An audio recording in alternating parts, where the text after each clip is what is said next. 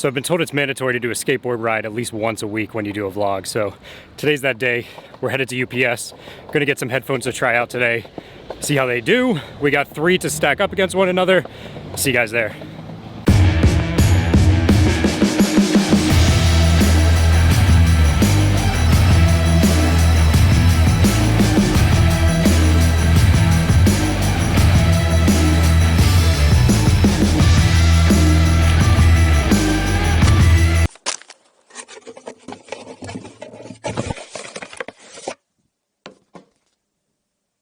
All right, so today we're gonna be taking a look at 3 different budget headphones that you can get. They all fit into the same category. They're over-ear active noise canceling, and they're all right around the same price point. Some of them have coupons right now, some don't, but they all start at $59.99, and you can get them on Amazon.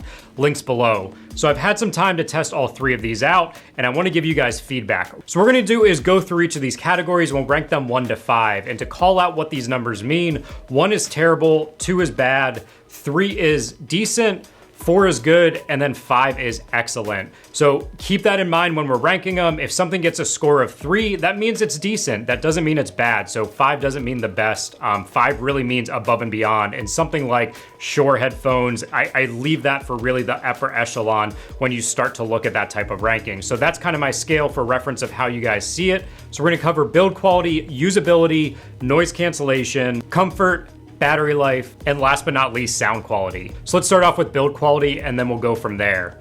Starting off with the Mixcder, these come in a pretty decent case. It's well built, it's rugged, it should protect them pretty well. The only downside maybe is how wide it is. You can see because the headphones lay flat inside of here, it is gonna hold them, it is gonna protect them, but ultimately the way this is shaped could take up a decent amount of space in your bag. However, it is gonna be a thinner profile than some of the other options. The actual headphones themselves are plastic. They do have metal components in here, so they're a little bit reinforced. The outsides here, I noticed I was able to scratch up a little bit, but ultimately they're not poorly built. The earmuffs are comfortable, so it's not too bad. So I'm gonna go ahead and give them a 3. They should hold up. They're reinforced where they need to be. Coming to the Mpow, I gotta be honest, these are definitely the cheapest. I'm gonna give them a 2. This is the case. It just comes with a bag, which really isn't gonna protect them. On top of that, you can hear they're just really not well built. Unfortunately too, I don't know if this came this way, but I mean, they're actually falling apart a bit. Hold tight because honestly, they did put effort, I think, in some of the money savings from the build quality into other aspects of the headphones. But yeah, these aren't gonna win any awards for their build quality. Last then, we're gonna come to the Boltunes. These are about the same. I'm gonna give them a 3. They are hard plastic. They again have metal where they need to. They feel like they're sturdy. They feel like they should hold up. They're definitely well built enough that I expect them to last through everyday use. On top of that, the case that it comes with is actually probably my favorite.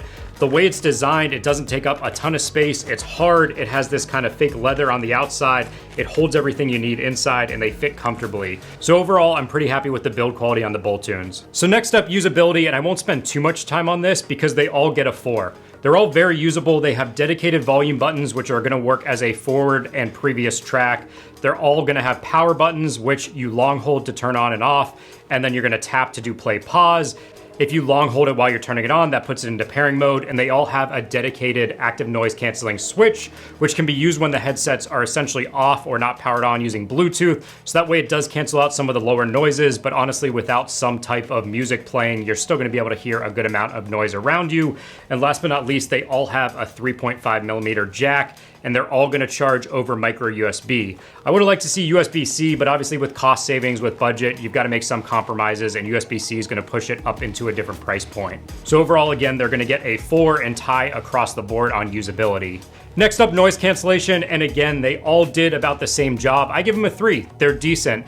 They do a better job at canceling out lower end noise. So I noticed when I was outside, a lot of the car noise was canceled out. However, things like voices, things like TVs, you can still hear. It's not gonna completely cancel it out, but it is enough that you really don't get distracted by it. So if you're on a plane, if you're walking around town, you shouldn't be too distracted as long as you're listening to music, watching TV, if there's voices and things going on around you. None of them really go above and beyond, but at the same time, they all serve the purpose they need to with their active noise cancellation. Next up is comfort, and this is gonna vary by each. So let's go through one by one. We're gonna start with the Mixcder. And this is preference. Let's be honest, comfort is very subjective. However, They're kind of over ear, but not really. I would classify these more as on ear once you actually put them on your head. And the main reason being, I'm gonna give them a 2, is that this part does touch your ear. So if you look at this, it's gonna press on your ear, and if you have long flights, if you're wearing them for long periods of time, for me, I don't find that as comfortable. So I'm gonna ultimately give these a 2. I don't think they're that bad, but they aren't that great either when it comes to comfort. The Mpows actually feel the lightest. These are gonna be a 3. They kind of fit right in the middle there. They're comfortable, they're not heavy. I do enjoy wearing them. Definitely a decent comfort level when it comes to the Mpows. Last but not least then, the Boltunes, I give these a 4. They're actually really comfortable. The headband was very nice. The padding I think was the softest. And when you put them on, they're really gonna encompass your ears. Your ears fit nicely inside. So again, that's subjective. It depends how your ears are shaped, your head is shaped, and what really you prefer. But ultimately, I'm gonna give these the winning edge when it comes to comfort. Next up, battery life. This one's gonna be easy. They're all rated at 30 hours. I didn't want to necessarily say one's better than the other. It's gonna depend on volume levels, whether you're using them over Bluetooth plugged in, if you have noise cancellation on or off. But according to the manufacturers, they're all rated at 30 hours, so they all should have a very similar battery life. Let's be honest, 30 hours, even if you only get half of that, maybe you listen to music loud and you're using noise cancellation, is really about any flight you're gonna get on. So I think that's really good. And then you always have the 3.5mm jack as a backup. All right, so before we get into sound quality, the last thing I wanna cover is price. So they're all gonna start at $59.99. However, the Boltunes actually have a $10 off coupon. The Mpows currently have a $3 off coupon, and then these don't, so they're $59.99. They're gonna range within $10 of one another, so they're all pretty competitive, and really it should come down to what you think based on my rankings is gonna best suit your needs. So that brings us to probably the most subjective, but I did have my wife test these out as well, and that's sound quality. Starting off, I honestly have to say the Boltunes, I'm gonna give a 2. They sounded a little bit muffled. I didn't really get the treble that I wanted to. The bass was really good, to their credit. The bass and the mids sounded all right. I definitely think it lacked in the treble and the highs. When you listen to guitars, when you listen to vocals, it didn't quite give me what I wanted. It felt like there was kind of a foam or a layer above the audio, and it just didn't really extend as far as I would have liked. So next up are Mpows, and honestly for the price, I'm giving these a 4. They were very pleasurable. I will say, I think these had the best treble out of any of these headsets. They had really good highs depending on what you're listening to. If it's electronic, for me it's vocals, it's guitars, things like that, and it didn't leave anything to be disappointed with.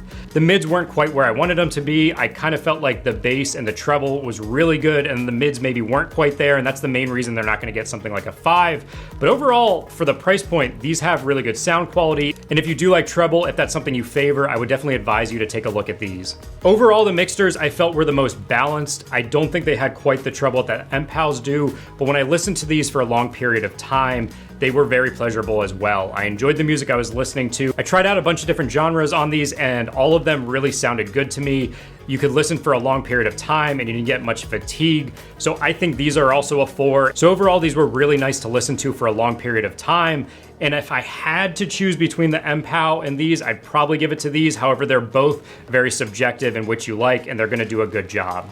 So that really sums it up. I don't think there's necessarily a clear winner, but based on the data points I gave you guys, hopefully that gives you enough information to choose. If I had to pick which ones I'd go with, I'd be really torn between the Mixder and the Mpows.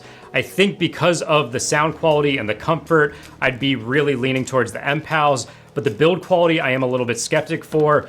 And the comfort on these is good, but because they're more on-ear than over-ear, that's the only real complaint and why I wouldn't clearly go with these. The Boltunes have the best build quality to me, and they have a great case, but the sound quality is unfortunately what killed it for me.